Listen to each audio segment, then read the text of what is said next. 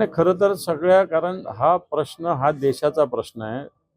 कारण तरुणांमध्ये मोठा असंतोष आहे. फक्त नीटची परीक्षा नव्हे, नीटची परीक्षा 22,70,000 विद्यार्थी बसले, ती परीक्षा दुसऱ्यांदा घ्यावी लागली. आज देशातली कोणतीच परीक्षा सुरक्षित नाही. तुम्ही तलाठ्याची परीक्षा घ्या, ग्रामसेवकाची घ्या का शिक्षकाची घ्या, कोणतीच परीक्षा सुरक्षित नाही. म्हणून अभ्यास करणारे विद्यार्थी नर्व्हस झालेले एका हिशोबाने. मला वाटतं त्यांना भवितव्याची चिंता राहिली. मला वाटतं ही चिंता व्यक्त करताना सोनम वांगचुक सारखे एक समाजसेवी जर उपोषणाला बसले तर देशातील सर्व पक्षांची ती जबाबदारी आहे की या उपोषणाला पाठिंबा देणं. शिवसेनेनं पाठिंबा तर दिलाच आहे, परंतु 19 तारखेला मुंबईमध्ये याच्यासाठी शिवतीर्थावर मोठी सभा सुद्धा शिवसेनेनं ठेवलेली आहे.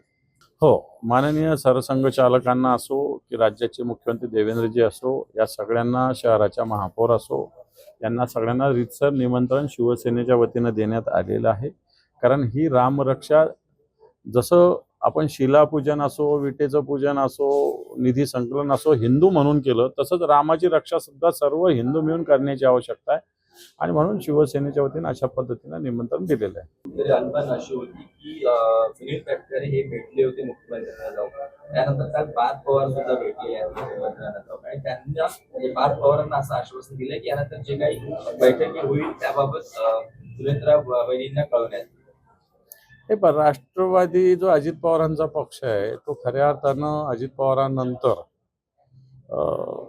नेतृत्वाचा प्रश्न आहे. सुनेत्रा वहिनी निश्चित नेतृत्व जरी असलं तरी तटकरे आणि प्रफुल्ल पटेल यांना एक भारतीय जनता पार्टीनं स्वतःच्या हाताचं बाहुलं बनवून ठेवलेलं आहे. त्यामुळे ह्या बाहुल्याला वापरून ते राष्ट्रवादीचा जसा पाहिजे तसा वापर करून घेऊ इच्छितात.